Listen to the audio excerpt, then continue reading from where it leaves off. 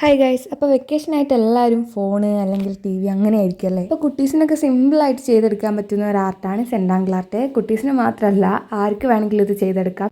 ഇത് സിമ്പിളായിട്ട് ചെയ്തെടുക്കാൻ പറ്റുന്ന ഒരു ഡ്രോയിങ് ആണ്. ഇതിന് ഒരുപാട് ബെനിഫിറ്റ്സ് ഉണ്ട്. എന്തൊക്കെയാണെന്ന് വെച്ചാൽ, സെൻഡാങ്കിൾ ആർട്ട് ചെയ്യുന്ന ടൈമിൽ നമ്മളെ സ്ട്രെസ്സ്, ആങ്സൈറ്റി ഇതൊക്കെ റെഡ്യൂസ് ചെയ്യും. സെയിം പാറ്റേൺ തന്നെ ഇങ്ങനെ റിപ്പീറ്റഡായി വരയ്ക്കുന്നതുകൊണ്ട് തന്നെ നമ്മളെ മൈൻഡ് ഒന്ന് കാമാവും. പിന്നെ കോൺസെൻട്രേഷൻ ഇമ്പ്രൂവ് ചെയ്യും. അങ്ങനെ കുറച്ച് ബെനിഫിറ്റ്സ് ഒക്കെ ഈ സെൻഡാങ്കിൾ ആർട്ടിനുണ്ട്. ഞാൻ ആദ്യം 2.5 സെൻറ്റിമീറ്റർ അളവ് ഇങ്ങനെ താഴെയും മേലെയും മാർക്ക് ചെയ്തിട്ട് ഇങ്ങനെ ബോക്സ് വരച്ചു കൊടുക്കുന്നുണ്ട്. എന്നിട്ട് ഇതേപോലെ കാണിക്കുന്ന പോലെ ഒരു പാറ്റേൺ ഇങ്ങനെ വരച്ചു കൊടുക്കുന്നുണ്ട് കേട്ടോ. അപ്പോൾ ഒരു ലൈൻ ഇങ്ങനെ ഫില്ല് ചെയ്ത് കഴിഞ്ഞിട്ട് അതിൻ്റെ നേരെ ഓപ്പോസിറ്റ് ആയിരിക്കണം അടുത്ത മേലത്തെ ലൈൻ ചെയ്യുന്നത്.